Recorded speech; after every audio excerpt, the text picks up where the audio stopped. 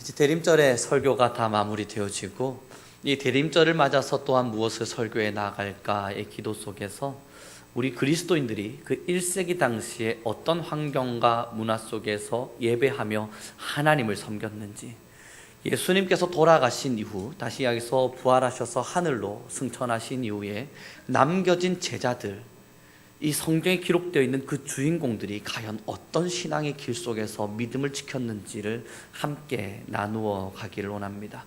이렇게 하나님의 말씀을 나누기 전에 우리 먼저 공동체끼리 함께 인사와 좀 사랑을 나누기를 소망합니다.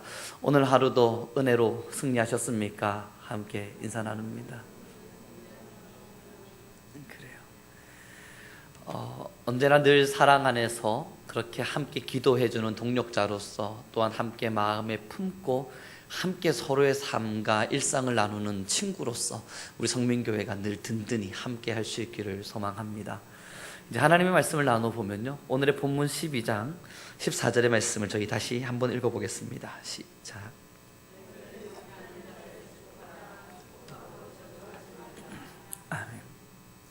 이제 이 설교를 시작하기 전에 우리 성도님께서 꼭 기억해 주셔야 할 것이 있는데요, 우리 기독교인들, 다시 얘기해서 1세기 당시에 예수님이 부활하신 이후 그때 당시에 살았던 그리스도인들은 언제나 박해받아 왔습니다. 그러나 그 박해가 당장 시작되어졌던 건 아니고요, 성경에서 마태, 마가, 누가, 요한에서 이야기되어지는 핍박이나 박해 같은 것들은 유대인들끼리의 다툼이었습니다.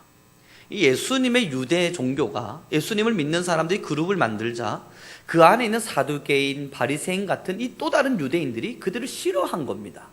그러니 심각한 박해의 문제는 아니었어요. 기독교 안에 가장 심각한 박해가 드러난 것이 바로 AD 64년경, 정확하게 해서 1세기, 누누이 이야기하는 그 네로라고 하는 황제가 있을 그 당시입니다. 그때 로마가 자체적으로 기독교를 처음으로 박해하기 시작합니다. 그전에는 박해가 있지 않았습니다.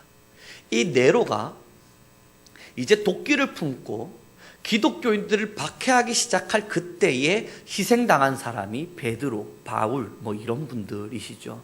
옥중에 갇혀서 이제 죽음을 맞이하게 됩니다. 그리고 그 바울이 옥중에 갇혀서 죽음을 맞이하면서 기록한 성경이 무엇이냐면 오늘 함께 읽고 있는 바로 이 로마서입니다.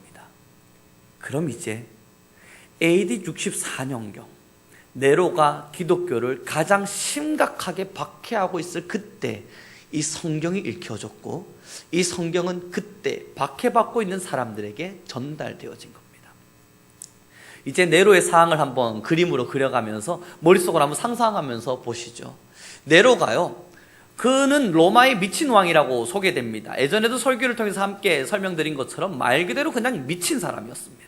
왜냐하면 그 스스로 로마의 아름다운 풍경을 보고 싶다는 이유로 각각의 집마다 불을 질러버립니다.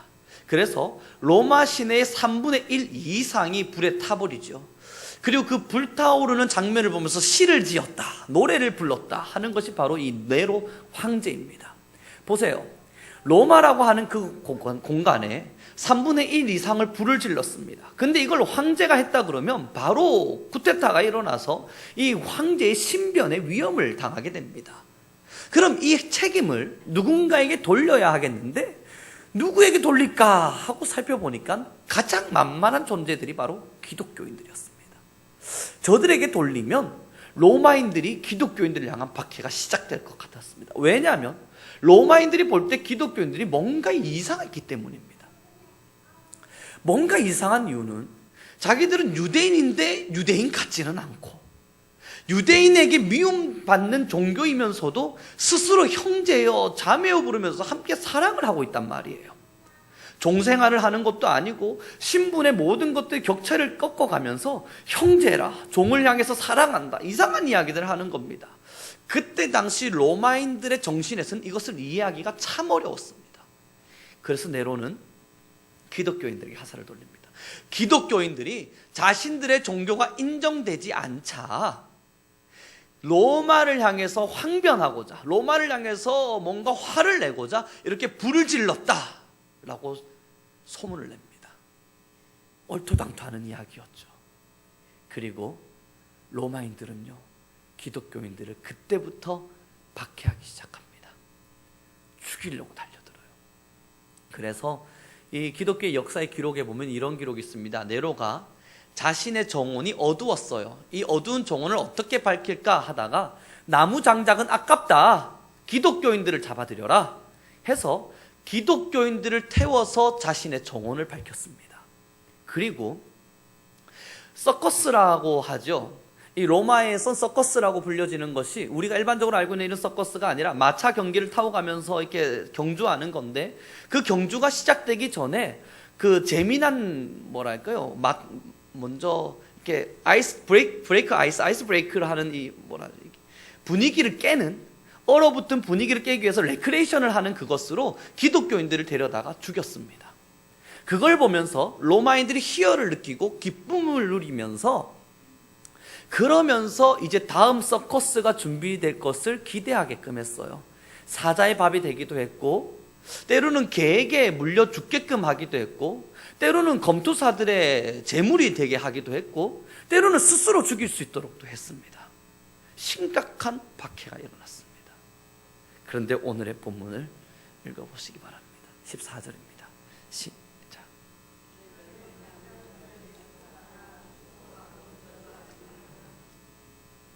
그래서 그때 당시 로마에 있었던 기독교인들이 로마를 떠나려고 마음을 먹었습니다. 이제 로마를 떠나자. 우린 이 로마라는 공간 안에서 하나님을 섬길 수 없다. 이 네로의 박해가 너무너무 심각해서 언제 죽을지 모른다. 떠나자.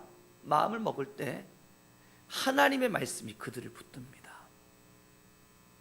자신의 형제를 죽인 자들이고, 함께 신앙생활을 하던 공동체를 파멸로 이끌었던 자들이고, 자기의 자녀와 어미를 사자밥이 되기도 하고, 때로는 화형대에 세워서 불태워 죽인 자들을 사랑하고자 마음 먹습니다. 그리고 그들을 향해서 사도 바울은 지금 이 글을 쓰고 있는 겁니다. 박해를 받고 있느냐?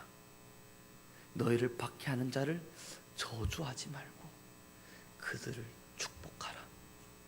그러면서 더 심각한 단어, 도저히 로마인으로서, 아니요, 사람으로서 받아들이기 힘든 말씀을 남깁니다. 로마서 12장 19절의 말씀입니다.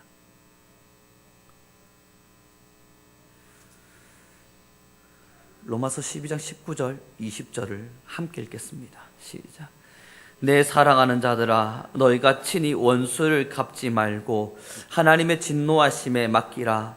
기록되었으되 원수 갚는 것이 내게 있으니 내가 갚으리라고 주께서 말씀하시리라. 내 원수가 줄이거든 먹이고 목마르거든 마시게 하라. 그리함으로 내가 숯불을 그 머리 위에 쌓아 놓으리라. 이게 무엇인 줄 아십니까? 이제 로마인들만 봐도 그리스도인들이 이가 바닥바닥 갈리는 거예요. 저 내 형제를 죽인 자, 내 가족을 죽인 자, 내 부모를 죽인 자 그냥 죽였습니까? 아니요. 불에 서서히 태워 죽였다고요. 가장 고통스럽다 그러잖아요. 불에 타 죽는 게 사람이 느낄 수 있는 가장 고통이 불에 타 죽는 거라지 않습니까? 그 불에 타 죽고 있는 그 자녀들을 보면서, 형제들을 그들은 직접 눈으로 목격하면서 분노가 안 치밀어 오르냐고요. 분노가 치밀어 오르고 화가 치밀어 오르고 어떻게 저들을 죽일까 고민하지 않겠습니까? 그런데 그런 이들을 향해서 사도 바울이 하나님의 말씀을 증거하는데 뭐라 하냐면요, 박해받고 있느냐? 그들을 축복하라. 너희의 원수된 자들이 있느냐? 그들에게 먹을 것을 나누어 주고, 너희의 원수된 자들이 있느냐? 그들을 또 사랑하라. 이 받아들일 수 없는 말씀을 주는 거예요.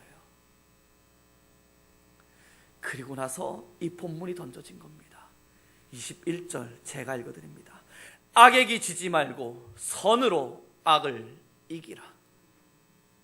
그들을 바라보면서 미워지는 마음, 그들을 바라보면서 시기되는 마음, 그들을 보면서 뭔가 악으로 갚아서 우리를 죽였으면 나도 당신들을 죽이겠습니다. 악으로 악을 갚으려는 마음을 가지고 있는 그리스도인들을 향해서 사도 바울이 뭐라 이야기하냐면요, 악에 기치지 마라. 그들을 죽이고 싶은 마음이 들어도 참으라. 선한 마음, 사랑의 마음으로 악을 제발 다스리고 이기라. 사랑하는 우리 성도 여러분, 이제 이 1세기 당시의 그리스도인들의 삶이 머릿속으로, 마음으로 그려지십니까? 내 눈으로 내 형제가 불에 타 죽는 걸 보고 있습니다. 그리고 그렇게 내 형제를 불에 태운 자를 나는 이웃이라 칭해야 합니다. 이들에게 악을 범할 것만 같아서, 죄를 지을 것만 같아서 로마를 떠나려 그럴 때 사도 바울은 이야기합니다. 가서 그들 중에 목마른 자가 있거든 마시게 하라. 그들 중에 배고파하는 자가 있거든 나누어 주라. 악한 마음이 들거든 선한 마음으로 악을 이기라.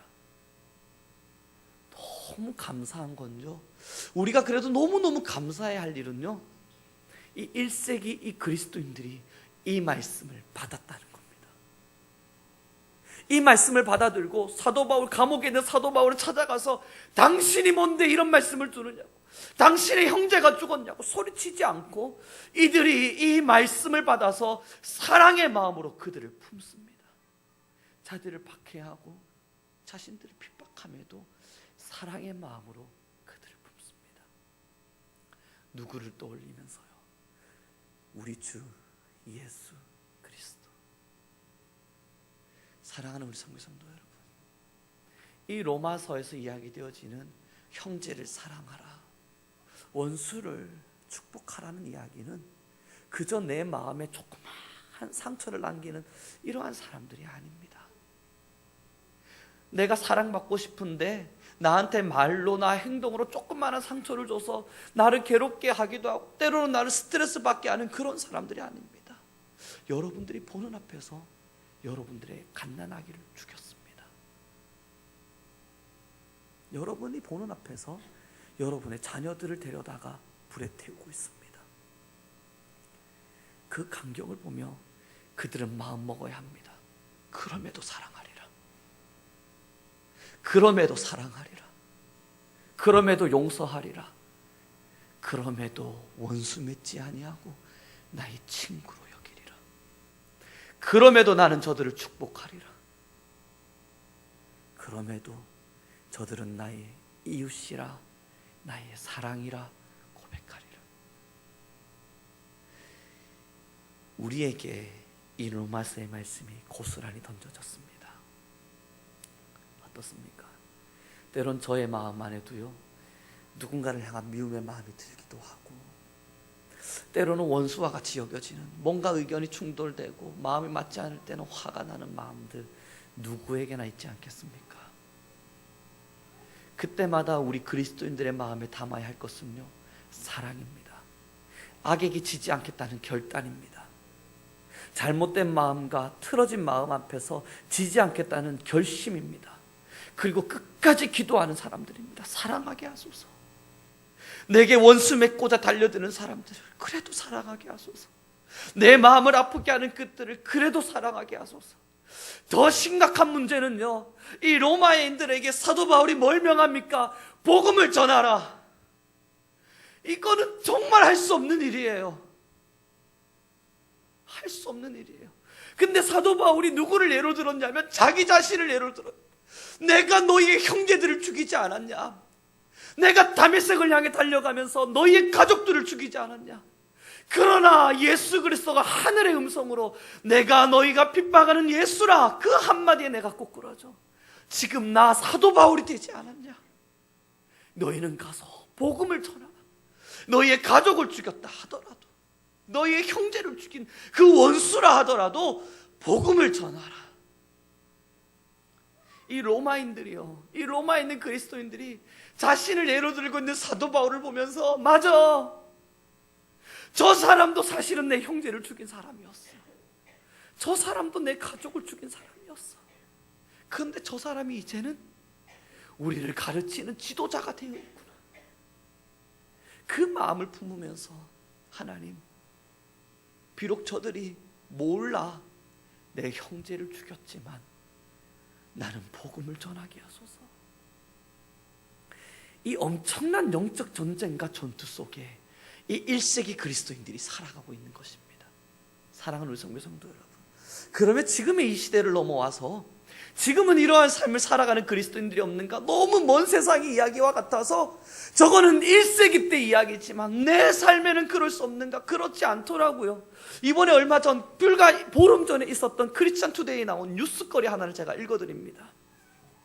정확하게 읽어드릴게요. 존 앨런 차우라고 하는 선교사의 일기에서 나온 이야기입니다. 인도 노스 센트럴 섬에 있는 그곳에 사역을 하러 들어갔는데, 먼저 제가 배경을 말씀드리면, 인도 노스 센트럴 섬이라고 하는 건요, 세상에서 가장 위험한 섬, 사람이 절대 들어가지 말아야 할 섬으로 불려집니다. 이 섬은요, 신석기 시대 때 문화를 그대로 유지하면서 세상 사람들과의 소통을 거부하고 있습니다. 인도 정부가 2005년이라는 시간까지 그들과 소통하려고 노력했지만 갈 때마다 죽여서 갈 수가 없었습니다. 그 섬, 사람들이 들어만 가면 죽이려고 달려드는 그 센트럴 섬에 불과 20대 중반의 한 젊은 선교사가 들어갑니다. 10월 16일 안다마스에 도착, 11월 14일 돈을 지불하고 센티넬 섬으로 감. 그러다 그는 활과 화살로 무장한 남자 부족과 마주쳤고 두려워 후퇴하였어. 그러면서 소리칩니다. 내 이름은 존입니다. 저는 여러분을 사랑합니다. 그리고 예수님이 여러분들을 사랑하고 있습니다. 그 다음 날 그는 카약을 이용해 다시 섬을 방문합니다. 물고기와 가위와 끈과 안전핀 등 부족들에게 나누어 줄 선물들을 준비하고 왕관을 쓴 남성 앞에 섰습니다. 그가 차우를 불렀고 그는 잠시 후 차우에게 활을 쏘았습니다. 다행히 그 화살이 성경에 박혔고 차우는 불이 나게 도망칩니다. 그리고 차우의 일기에 있는 이야기입니다. 차우는 존 앨런 차우 선교사님입니다. 주님, 이 섬이 당신의 이름조차 아무것도 듣지 못한 채, 들을 기회도 없는 채 사탄의 마지막 보루가 되어 존재하고 있습니다. 그리고 그 다음 날 그는 스스로 죽음을 맞이할 것을 확신했고 어선에서 섬으로 들어가기 전 다음과 같은 일기를 썼습니다. 전 두렵습니다. 이곳 배에 앉아 노을을 바라보고 있자니 너무나도 아름답게만 느껴집니다. 지금 보고 있는 이 태양이 마지막은 아닐까 싶은 생각에 눈물이 납니다. 당신들은 내가 미쳤다고 생각하시겠죠. 하나님, 전 정말 죽고 싶지 않습니다. 하지만 주님, 저 섬에 가서 주님을 알리는 것이 제게는 너무나 큰 의미가 있다는 생각이 듭니다. 이렇게 아름다운 곳에 어떻게 저토록 많은 자들이 그저 죽어가고 있을까요? 이 일기가 마지막이 아니길 바랍니다. 그러나 만약 마지막이라면 이 또한 주님의 영광된 일일 것입니다. 주님, 어떤 일이 일어나더라도 모든 것은 주님이 베푸신 은혜입니다. 누군가 섬에서 나를 죽이려 한다 해도 그들을 용서하소서. 설령 그들이 나를 죽이더라도 말입니다. 그리고 이날 존 앨런 차우 선교사님은 선교지에서 죽임을 당합니다. 그리고 그 시체를 실어주었던 어부가 데리고 왔고 그 가슴팍에 심겨져 있던 일기장을 그의 부모에게 전달되어졌습니다. 그리고 그 부모가 미국에 공식적으로 선포했습니다. 저는 저희 아들의 죽음을 헛되이 하지 않고 싶습니다. 그들을 위해 기도할 것이고 그들을 용서할 것입니다. 그리고 이것이 기사화가 돼서 불과 보름 전 저희들에게 전달됩니다. 사랑하는 우리 선교성도 여러분, 그리스도를 믿는다는 것, 신앙의 길을 간다는 것, 무슨 일이라 생각하십니까? 때론 내 마음을 상하게 하는 자를 사랑하기 위해서 노력하는 것, 때론 내 마음에 틀어지는 일들을 하는 누군가를 싫어하진 않으려고 발부둥치는 마음, 우리의 신앙이 그토록 가벼운 신앙입니까? 우리에게 주신 하나님의 사랑이 그토록 가벼운 사랑이었습니까? 누군가를 위해 나의 목숨을 드리려 함에도 그것이 복음을 위함이라면 아낌없이 줄 수 있는 그 마음, 그것이 복음에 미친 자이고 또한 복음을 위한 사람이 아니겠습니까? 저는 이 시간을 통해서 우리 성도님들과 또한 우리 성민교회와 그리고 저에게 또 다른 도전을 하고자 합니다. 신앙한다는 것, 하나님을 믿는다는 것, 그리스도의 사랑을 받았고 그로부터 복음을 들었고 그 복음이 우리를 살리고 있다는 걸 안다는 건 끝까지 악과 싸워 선으로 이기는 것입니다. 비록 1세기 때와 같은 심각한 박해가 우리에게 찾아올지라도 그들을 끝까지 사랑하는 일입니다. 내게 돌을 던지는 누군가가 있습니다. 그를 미워하지 않으려 발부둥칩니다.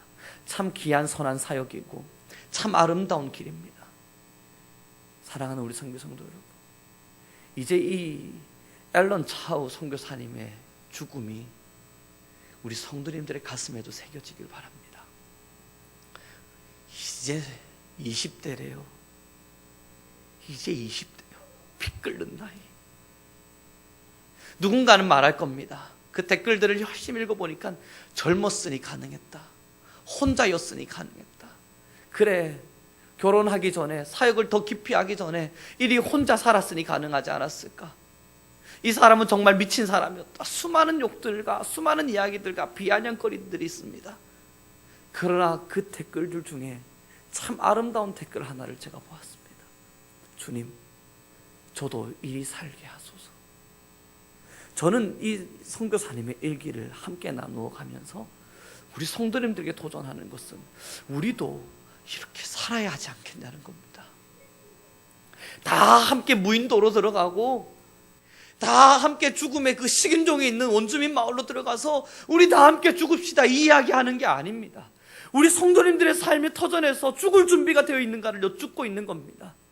우리 성도님들의 삶의 터전에서 악과 싸울 준비가 되어 있느냐는 걸 여쭙고 있는 것이고, 우리 성도님들의 삶의 수많은 터전에서 나를 위한 삶이 아니라 정말 복음을 위해서 죽을 준비가 되어 있는가, 그것을 여쭙고 있는 겁니다. 비아냥거림, 때로는 내가 죽을 수밖에 없는 나를 미워하는 수많은 시선들, 아니면 주의를 어겨가면서까지 놀고 싶고 쾌락을 즐기고 싶은 수많은 생각들, 하나님께 기도해야 되지만 기도하기 싫은 수많은 마음들, 그러나 이 모든 것이 내가 죽지 못해 그런 것임을 깨달아가면서 정말 주님을 위해서 죽을 각오와 결단이 우리의 신앙 앞에 새겨져 있는가를 나누고 싶은 겁니다.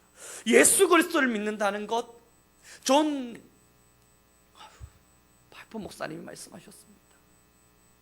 미국의 값어치 없는 믿음 안에서, 미국의 디즈니랜드 안에 들어가 있어서 함께 즐기자, 먹자, 마시자, 행복하자, 쾌락을 즐기자, 이 복음의 메시지 앞에서 진짜 복음을 잃어버린 미국 사람들아, 그리스도가 우리에게 주신 것은 디즈니랜드가 아니라 저 척박한 땅에 들어가 고통 가운데서 그리스도를 부르짖는 눈물이었다.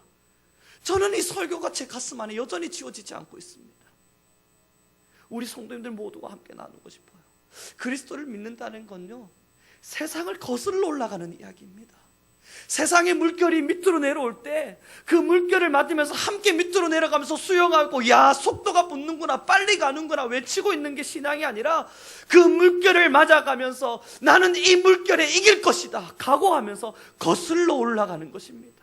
한 걸음 한 걸음 힘들겠지만요, 그러므로 우리는 끝까지 악과 싸워 이겨야 합니다. 비록 우리 그리스도인들에게, 우리 성도님들의 삶에 참 많은 악함들이 찾아올지라도 끝까지 싸워 이기셔야 합니다. 만약에요, 내 심령의 거룩함을 훼손할 만한 상황과 사건과 일이 있다면 이기십시오. 우리 옆 사람과 잠시 인사 나누길 바랍니다. 우리 끝까지 악과 싸워 이깁시다. 맞아요. 교회의 위기, 믿음의 사람을 찾을 수 없는 상황, 어느 사람에게 참된 믿음을 만날 수 있을까 둘러보아도 보지 못하는 시대가 지금의 시대라 말들을 합니다. 저는 그래서 우리 성도님들에게 여쭙고 싶습니다. 믿음의 길을 갔으나 믿음 같지 않은 믿음의 신앙의 길을 갔노라 평가받기를 원하시진 않으실 것입니다. 내 부모를 죽인 자를 사랑해야만 했던 숙제를 1세기 그리스도인들은 끌어안고 살았습니다. 내 자녀를 죽인 자에게 다가가 복음을 전해야 하는 엄청난 숙제를 그들은 마음으로 싸우며 실천하고 행해야만 했습니다. 이제 우리 이 위대한 신앙의 길 앞에 서지 않으시겠습니까? 그저 복을 빌고 축복을 받고 내 삶이 잘 되고 내가 행복하고, 그거는 다른 어떠한 종교에서도 다 기도하는 바입니다. 어느 종교를 찾아가 보십시오. 자녀를 위해 기도하지 않는 종교가 있는지, 어느 종교를 찾아가 보십시오. 내가 잘 되고 내 사업이 잘 되기 위해서 기도하지 않는 종교가 있는지. 그런데 참 신기한 거 하나는요, 기독교는 다른 하나의 기도 제목을 더 가지고 있습니다. 십자가를 지게 하소서. 자녀를 위해 기도하기도 하고요, 때론 아파서 눈물 지으며 기도하기도 합니다만, 이 기도 위에 엎어지는 또 하나의 기도가 있어요. 주님, 주가 지신 십자가 나도 지게 하소서. 이건 어떤 종교에도 없습니다. 자신을 희생해 십자가를 지겠노라 고백하는 종교는 어디에도 없습니다.